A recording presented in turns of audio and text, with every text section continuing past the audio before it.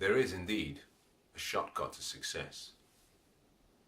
Success can be achieved by modeling the right people. Success is predictable, just like failure is predictable.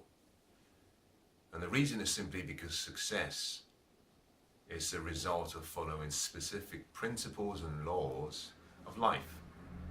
Is that if you follow specific instructions, you get a predicted outcome. Like a formula, there are component parts to every formula. And every formula, if the individual component parts are present, is that you're guaranteed an outcome, you're guaranteed a result. And so success is predictable. And because success is predictable, success leaves clues. Is there are specific things that people who are successful do, that if you are able to humble yourself and discipline yourself and learn and then apply the same principles in the same way, that you will get the same results. And so what I want to talk to you today about is how to achieve your dreams and goals and how to be successful. But what I want to focus on is specifically how you can actually get to your success dreams and goals without spending the same amount of time that everyone perhaps would expect you to spend. Is that there are two ways of learning. You can learn through your experiences alone, or you can learn through other people's experiences and then combine other people's experiences with your experiences. You see, you learn from yourself through your mistakes, or you can learn through mentors.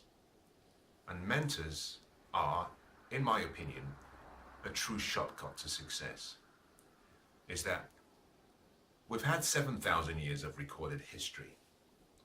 And in the 7,000 years, we've had the best and the brightest. We've had the movers and the shakers across different eras, across different, you might say, millenniums. We've had people who have achieved great wisdom and people who have achieved great success. And there's been a constant theme across the 7,000 years. And that is, when you study the lives of all the people who have achieved great success, is that you start to notice that there are particularly what I might call common patterns across all of them. And those patterns can be duplicated, can be replicated by anyone. And so one of the shortcuts to success is simply to recognize and to understand and to appreciate that you're not going to live long enough, and you do not want to live long enough to go through the failures, to go through the pain, the setbacks that other people have gone through to achieve their dreams and goals. Now, if I came up to you and I asked a question and I said, well, you can spend 20 years studying a particular area of life, and at the end of the 20 years, you would become an expert. You would become very knowledgeable because you would have invested your time, your energy, your resources. What if, on the other hand, I said to you, well, I know someone who has spent 20 years studying exactly what you want to achieve, and if he were to offer you a coaching session where you can sit by his feet, you can stay with him and you can learn, and you can leverage all of that experience and all of that wisdom within a time frame of about 6 years, which of the two would you choose? Now, it's a no-brainer, isn't it? You would choose the one that has a shorter time span over the one that has a longer time span. But if this is the case, why do we choose the longer route? You see, there is no secret really to success. The people who are achieving their dreams and their goals have understood and have recognized that there is no point trying to reinvent the wheel. Is that people have lived long enough, and the wealth of their knowledge and wisdom and understanding and philosophies and ideas have been documented and have been captured. And by learning through their experiences, both their successes and failures, they can actually accelerate their success journey. And what I'm really talking about here is the process of accelerating your success journey, taking a shortcut that gets you to the same destination. Now, remember something is that your plans have to be flexible. You have to be flexible with your plans. You have to be specific and firm with your destination. If you were trying a journey, or if you were trying to travel from, say, London, England, and you were going to travel to Manchester, England, there are various routes that you can take. You know, you can spend 7 hours driving down. On the other hand, you can take a flight. On the other hand, you can actually cycle. You can choose to walk. Irrespective of which option you choose, you will get to the destination. Now, there is a choice that you have to make. The question is, would you rather take a flight and get to Manchester, England within 1 hour? Or would you rather walk from London, England to Manchester, England? You still get to the same destination, but your plan is different. So mentors provide us with the opportunity to learn from their experiences. I started off by saying that there are two ways of learning. You can learn from your experiences alone, or you can learn from other people's experiences and then combine that with your experiences. And I believe that is one of the shortcuts to success. Now, why is this important? Now, the mentorship process is very subjective. Like the definition of success, people consider mentorship to be a very subjective topic. And I understand and I accept. My view, however, is that people who have tasted and they've tried the good, the bad, and the ugly, why not leverage time? Why not leverage experiences by learning from their mistakes, by learning from their successes? And so one of the things you have to do in your success journey is decide who you're going to learn from. Now, I want you to listen to what I'm about to say very carefully, because I think it's very important. Each and every one of us is born for a reason. We have a specific reason why we were born. Every person who is born has a specific purpose. Connected to your purpose in life is your success. But connected to your purpose as well is an area in life that you are going to succeed in. There is a particular topic, there's a particular subject area, there's a particular passion that you have. What does this mean, and why is this important? This is important because it means that if you find an area that is of interest to you, and you channel all of your focus and your attention and your energy and your passion in that direction, you will succeed much more than if you were trying to pursue an area that you have no passion for and you have no interest in. So one of the most important things you have to do first in your success journey is identify where your passion lies. Identify where your excitement, where your interests lie, because connected in both is an area that you want to learn about. Remember, one of the most important parts of the whole success journey and experience is that you have to grow. It's who you become and who you're becoming in the journey. Now, to become more, you have to do more. You have to grow, you have to feed yourself. And that growth comes through wisdom. It comes through acquiring more knowledge and understanding and application, which means that there has to be a particular area that you have an interest in and you want to learn and know about. Now, once you've identified what that area is, the next step is to identify someone who has achieved a similar level of success in that area, or maybe in a similar area. Now, once you've identified both, you're ready for the next step, which is you need to start courting them, which is where you try to build a relationship with them so that you can learn from them. The first key to success is simply decide what you want. The second is actually to identify why you want it. The third is simply you have to identify who you can learn from. I like the 3-letter word ask. The word ask simply means that to achieve anything you want, you have to ask. But there are 3 parts to that word. The first is the word a, which means ask. And that simply means that if you ask, you will receive. But you have to be smart.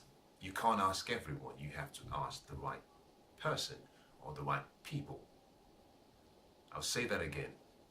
You can't ask everyone. You have to ask the right person or the right people. Now, the second part of that 3-letter word is the word S, which means you have to seek. Now, what that simply means is actually what you want, when you've asked for it, you're going to have to go find it. You're going to have to search for it. Now, seek, when you study the original word from which it was translated into English, it comes up as almost like an infinitive tense. And that simply means that you're seeking means it's without season. It means you must continuously search and refine and identify and improve. That seeking means it's not you look once, no. It means that you continue seeking because the knowledge will change, technology will change, the environment will change, and change is a constant in life, which means you will have to change as well. And the more you change and the more the external environment changes, the more you have to adapt, which means that the answers you apply today might be different to the answers you need tomorrow. So your process of seeking is a lifetime journey. The process of seeking also means that what you're looking for is hidden. Now that's very important. Nature in its beautiful way has so much infinite intelligence that it hides the best gifts, the best treasures in life in places that the common person and the common man and woman cannot find it. Now think about this.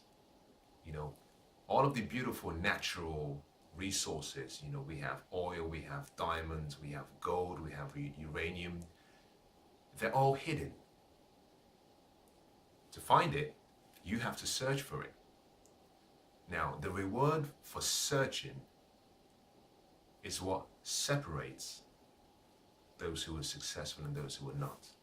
You see, a lot of people will ask, but very few people are willing to seek. When you seek, it means that what you're looking for has been carefully hidden in a safe place. And you have to show through your passion, through your desire, through your interest, through your endurance, through grit, that you're not willing to give up on achieving your dreams.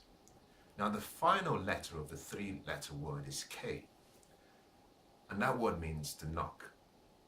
Now, what that signifies is that when you ask and when you seek, that you will get to a place where you are certain that this is where what you're looking for exists. But that you have to knock on the door. You're going to have to knock hard. You're going to have to pound, in fact. You're going to have to knock so hard that you wake everyone up. Now, if you've ever been out late in the night and for whatever reason, you lost your keys and you had to get into the house, but you had people, maybe loved ones or family members who are in the house, but perhaps you got home very late. It was so late that everyone was asleep. Now, you wouldn't stand in front of the door in the cold, knocking really gently. No. You have to wake the people up who are sleeping in the house. The only way you wake them up is you pound on the door, you knock hard. That is the way life works.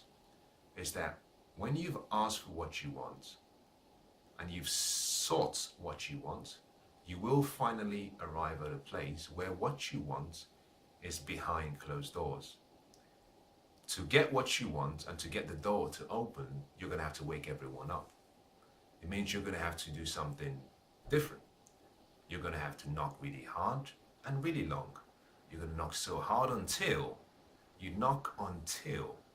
someone opens the door. Ask is one of the shortcuts to success. It simply means to have what you want, just ask. Now, the ancient book says in its great wisdom, ask and you will receive. Seek and you will find. Knock and the door will be open to you. And anyone who asks, receives. Anyone who seeks, finds. And anyone who knocks, the door is opened. Now, if you can understand that concept, and if you can hold on to that concept, and if you're willing to apply that in your success journey, you can achieve anything you want. Now, let's come back to what we were talking about originally, which was about mentors and learning. When you've identified where your passion lies and what you want to learn about, and you've identified maybe a short list of people you can learn from, you have to make a deliberate effort to try and build a relationship from an association from these people so you can learn from them. Now, I started it by saying that success leaves clues. And I started it by saying that just as success leaves clues, it means that success is predictable. Now, everyone who's achieved success will tell you that they followed certain specific procedures and steps and guidelines to achieve success. This means that if you follow the same procedure and guidelines, you can achieve the same results. A very easy way to duplicate or to replicate the level of success someone else has achieved is to model the individual. Now, modeling comes in three parts. The first part of modeling is that you have to model the way they think. But the way they think is a function of their beliefs and philosophies. So the first part of modeling someone who is successful is you have to understand really what their beliefs are. You have to understand what their philosophies are. You have to understand what their ideologies are, because that controls the way they think. Success starts with how you think. It doesn't start with what you do, it's how you think. James Allen says, as a man thinketh in his heart, so is he. And that's so important. The way you think controls what you do. And Henry Ford said something which I thought was really great. He says, whether you think you can or think you can't, you're right. It doesn't really matter which one you choose, because how you think decides who you become and what you do. So the first part of the modeling process is you have to decide who you want to learn from. Then to model them, you have to start by understanding how they think. Then you understand their beliefs and their philosophies, because your beliefs will control what you do. Very important. The second part of the modeling process is you have to model what they do, which is the activity, which is the action. The simplest way of doing this that I've found from my experience, because I've tried all of these, is successful people have specific routines, habits, and rituals. That in every category or area of life, if you were to sit down with someone who is successful, that there are specific habits that they have every day that they do. You see, successful people do daily what the average person or the unsuccessful person will do occasionally. There are things they do every day that guarantee the desired results. You see, every day you have a sequence of what you do. There are patterns that create and lead to success. Now, self-discipline is one of the master keys to success. What successful people have understood, and what you have to understand, is that you cannot live a life of self-discipline. It's impossible. I'm going to say that again. It's impossible to live a life of constant and continuous self-discipline. It's not possible. What you can do, and what the people who've succeeded do, is they convert their disciplines into daily habits and routines that require less willpower that require less focus, that require less attention. What that simply means is that by disciplining themselves for a short period, they formulate habits. Those habits become instinctive. Those habits are then performed almost automatically without the person needing willpower or grit or passion or inspiration. It's something that happens every day. The best way of explaining or describing this is, think about this. Every morning you wake up in the morning, you don't actually need self-discipline to brush your teeth. No.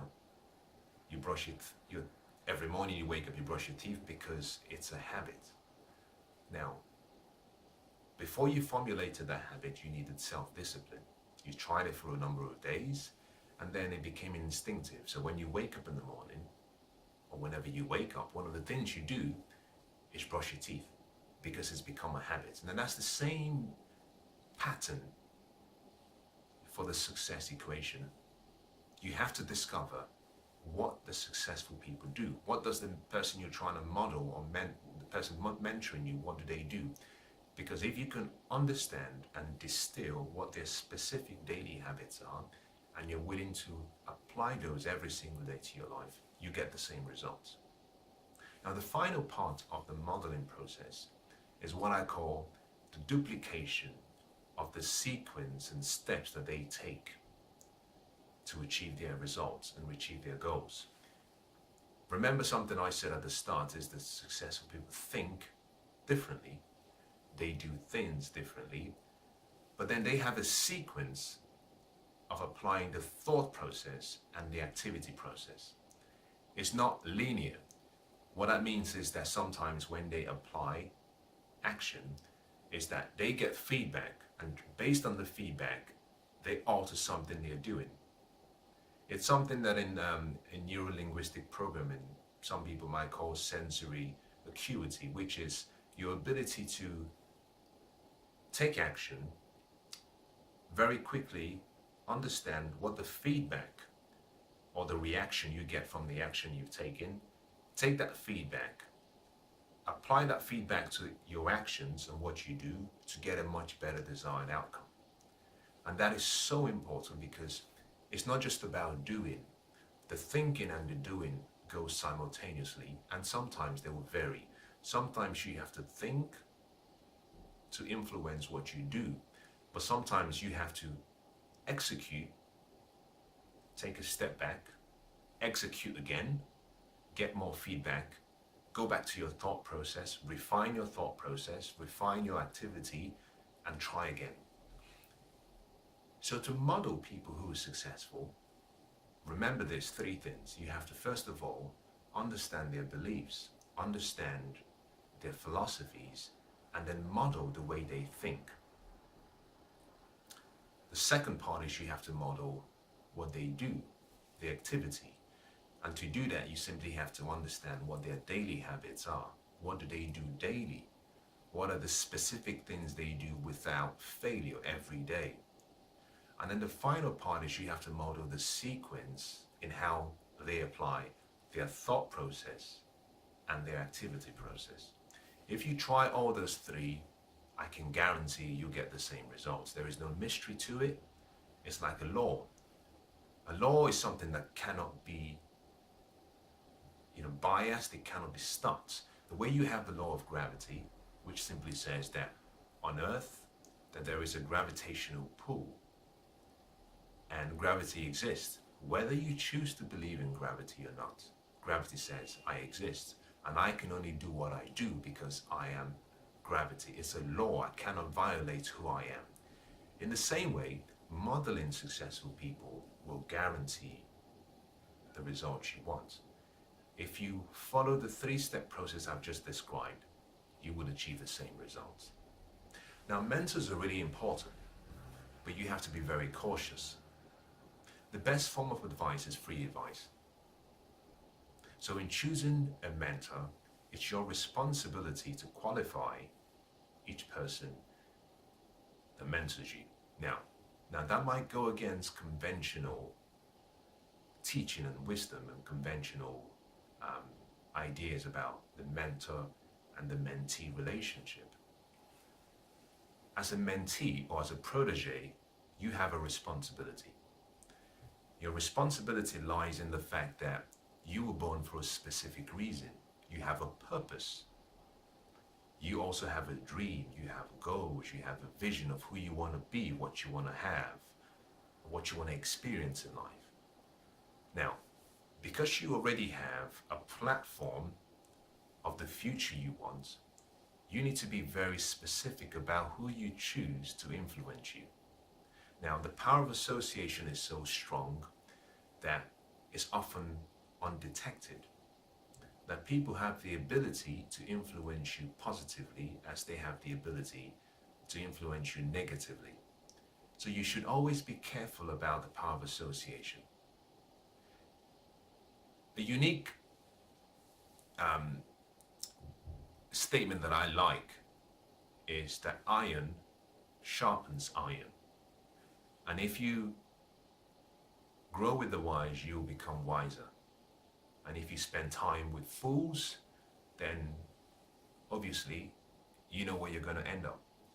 It's that the people you spend the most of your time with influence the way you think, and the way you think controls how you feel. Now, how you feel controls the actions you take. The actions you take lead to you creating habits. Those habits you create and form lead to the character you develop as an individual.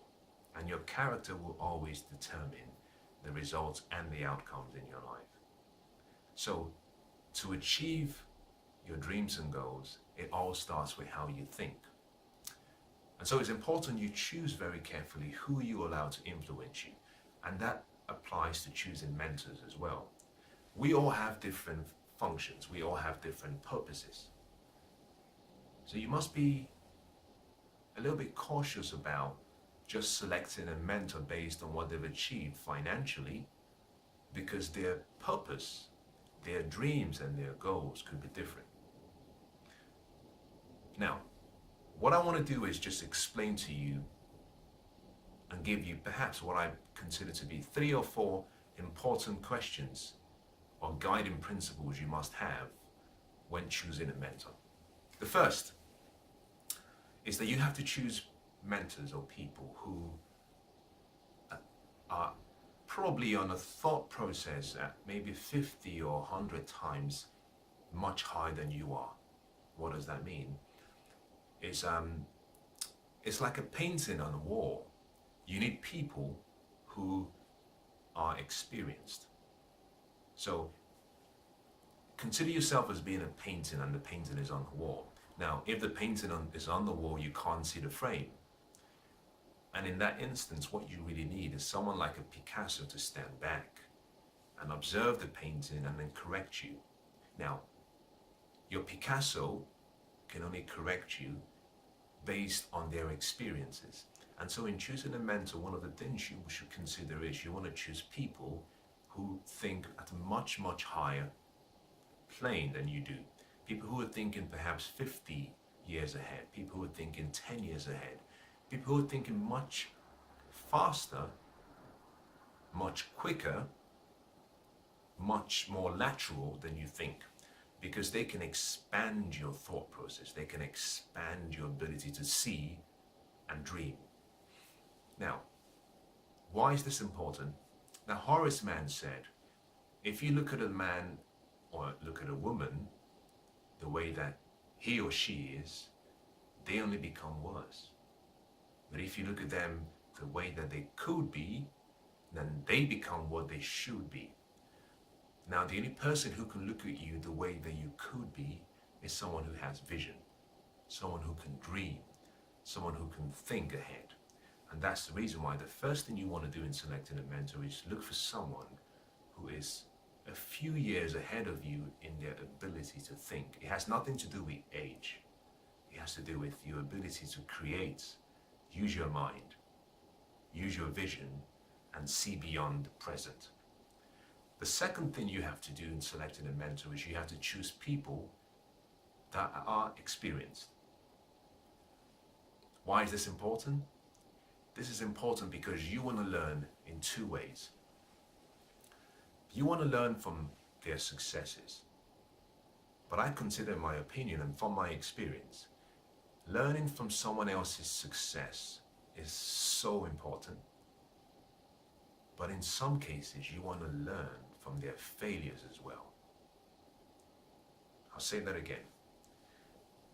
Learning from people's successes is so important, but you also want to learn from their failures. Now, let me explain this perhaps in a way that you might understand. If you wanted to make a good dish, there are specific ingredients that you can put in a dish, that you need to put in a dish, and if you follow the cooking directions, you're guaranteed to get the dish, you're guaranteed an outcome. And that's the same thing in life and in success. There are specific ingredients that you apply. If you follow the cooking directions, you get the results. Now, I want you to think about this very carefully, that it's possible to have all the cooking instructions and apply all the ingredients, but at the end, maybe by mistake, you put a different ingredient, and that changes the outcome. Now think about this. If you're going to bake a cake, what would happen if, by error, by mistake, you were to put in salt instead of sugar? It changes the outcome. Now, you could also have gone through the process of putting salt, but at the end you might have decided, well, let me just put in maybe another sprinkle of some sugar to make it a little bit more tasty, but instead you put in salt. Now, it changes the outcome. The same principle applies, that it's not always about putting the right ingredients. It's also about keeping out the wrong ingredients. Now, how do you keep out the wrong ingredients? You want to look at the experiences from your mentor and say, can you teach me, can you tell me what you've done in the past where you failed, where you had maybe setbacks?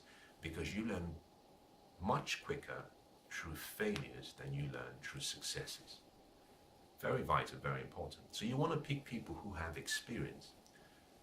Now, the next thing you want to do is you want to pick people who are willing to share their experiences with you.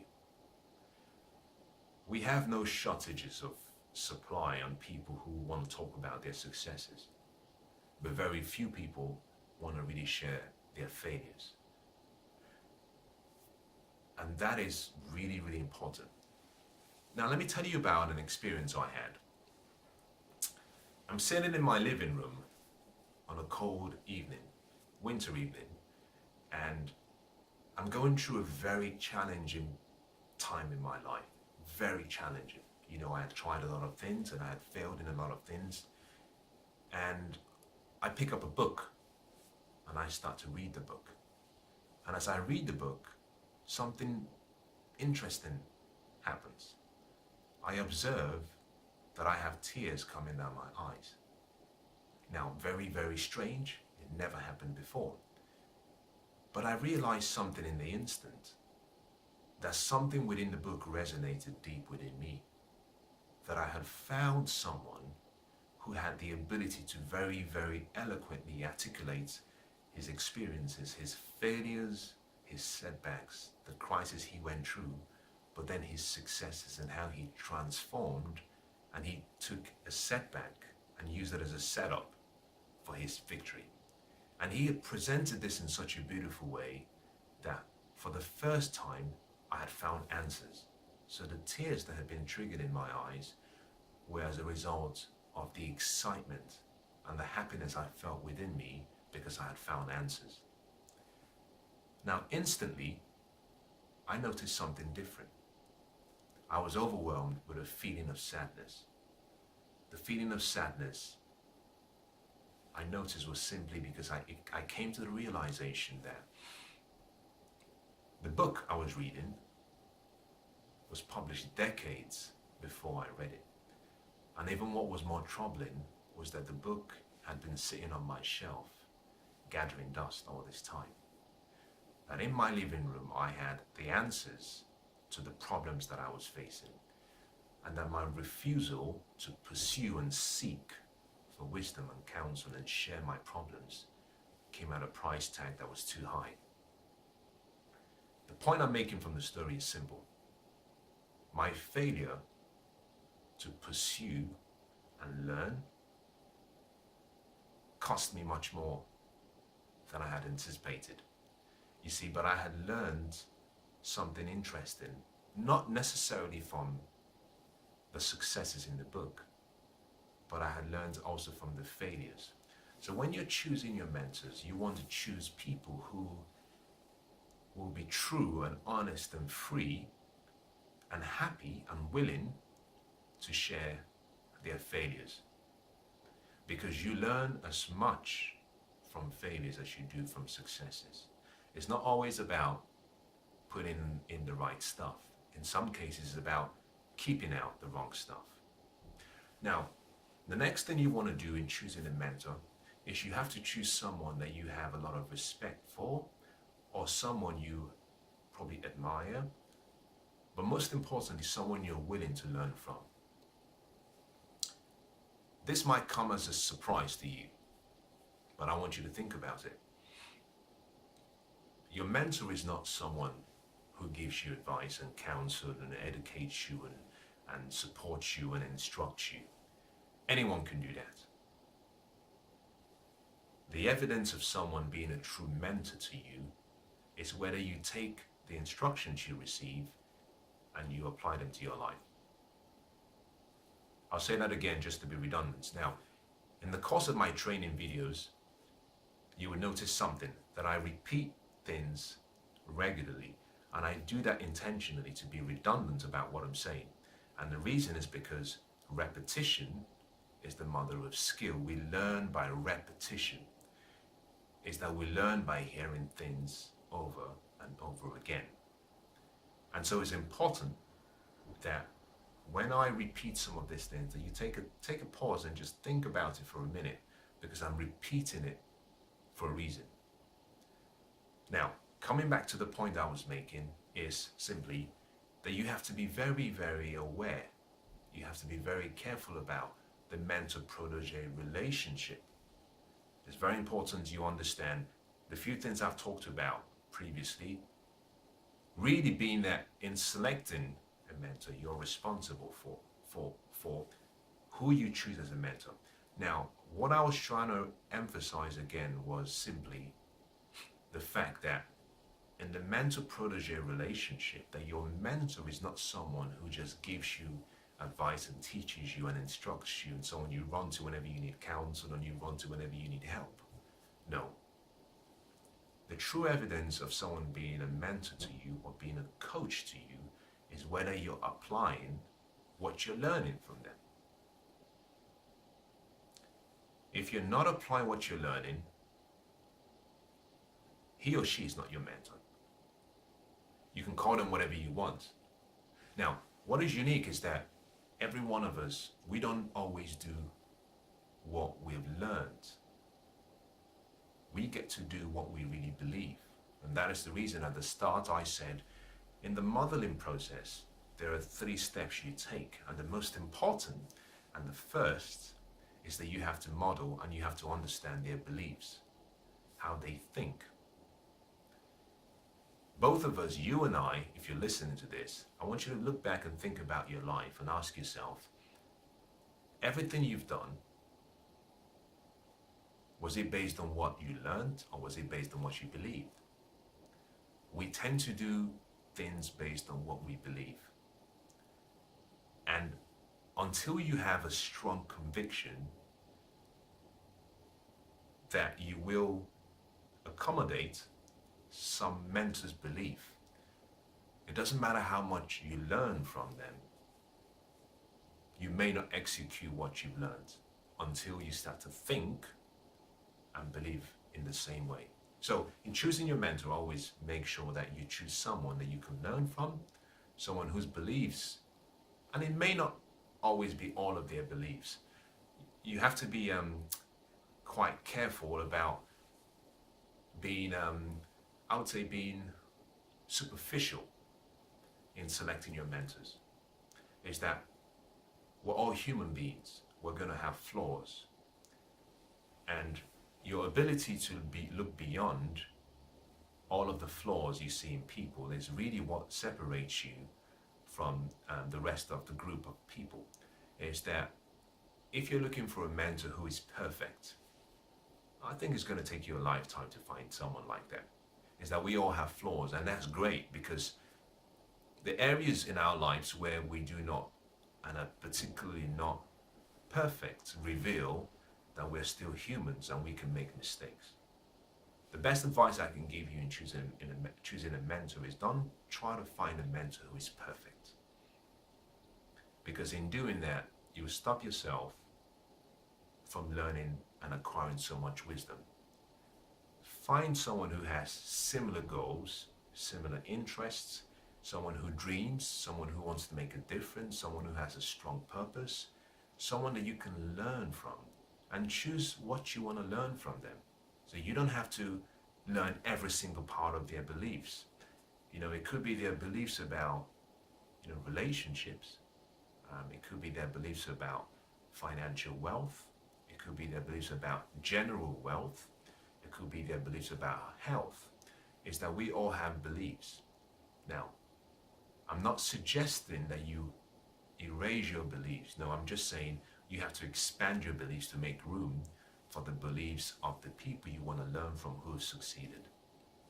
Now, the next thing you must do in choosing a mentor is you want to choose a mentor that is, in my opinion, not living in the glory of their past successes. What does that mean? I'll give you a good example. If you look at Warren Buffett, he started his investment career. He started reading 250 pages of a book every day. He increased that to 500. Then he increased it to 1,000. Now he spends, even till this day, he now spends about 80% of his time studying and reading. What does that mean, and why is this important? He's been incredibly successful. But every day, he understands the concept that success is something that you lease. It's not something that you own. And the lease for success is due every single day. I'm going to say that again. There's a price for success, and there's a promise with success. The price says you must sacrifice something to achieve the promise. The promise is guaranteed if the price is paid. The price has to be paid in advance and has to be paid in full. When the promise is achieved, which is success, the promise is not something you own. Success is something you lease. And the lease is due every single day, which means every single day you have to get up and you have to pay the price.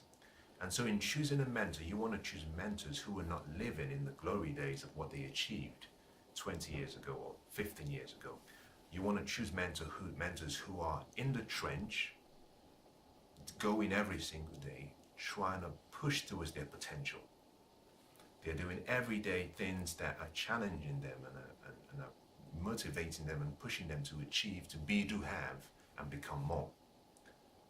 If you find a mentor who has said, well, I've achieved everything I want to achieve and I don't want to grow, be careful about learning completely from them. I would suggest that you learn as much as you can from them, but find someone else that can keep you growing and hungry. There's a fascinating thing about everyone, including yourself, is that you were born with an innate desire to create, to grow, and to increase. To create, to grow, and to increase. Now, what does that simply mean? It means that every day is that there is something inside you that wants to create something new. That creativity is a part of you that has to be fed. The more you create, the more you grow. And when I talk about growth, I'm talking about growth in all areas. Emotionally, mentally, spiritually, physically, psychologically. Then you have to increase, which means you have to produce. Is that you have to produce something. So you want to find mentors who are still passionate about learning and growing and increasing. Now that will do two things for you. It'll keep you hungry. And more importantly, it will keep you more respectful for the mentor, because every day you get to see him preaching to you what he's practicing. Very important. We get that wrong sometimes. We talk about, well, practice what you preach. No, no, no. You want to find someone who is preaching what he's practicing. My final recommendation to you in choosing a mentor is always allow, and this is the final but also the most important, is if you have clarity on your goals and your dreams and your purpose, you must allow your purpose, your goals and dream to serve as a benchmark in selecting a mentor. Remember what I said, as the power of influence and association is so powerful that if you're not very clear about what you want, you might end up maybe buying into someone else's plan or not someone else's vision about what the future should be. Very, very risky, because we're all different.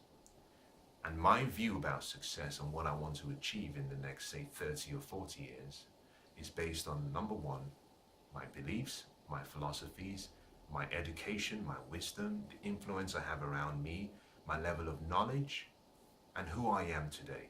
And I will change. Now, if you were to adopt exactly what I have as my purpose and vision, whilst it might lead me to success, it may not lead you to success because you're different. And you have to be very specific about keeping your purpose, your dreams, and your goals as a benchmark in selecting mentors or selecting friends. Because if you select people who have an opposite view to what your true purpose is, they might derail you or they might lead you down a different path.